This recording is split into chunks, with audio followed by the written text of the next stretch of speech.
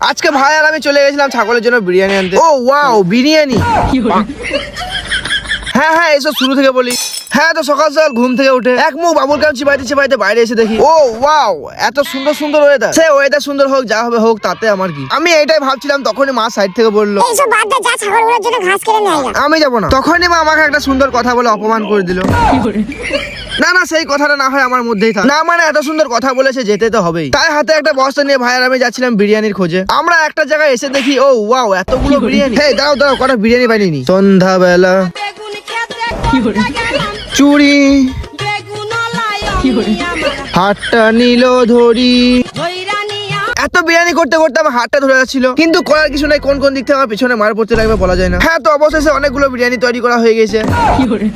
পুরোপুরি এক বস্তা বিরিয়ানি বানিয়ে যাচ্ছিলাম বাড়ি। হ্যাঁ হ্যাঁ, আজকে ছাগলের পেট ভরে যাবে, আর তার সাথে আমারও। না মানে ছাগলকে খাওয়াইতে খাওয়াইতে আমি একটু খেয়ে নেবো। চলো চলো, এবার বুলেটটা বের করি। ও ঘাই ঘাই। এ ভাই আয় আয়, চাপ চাপ।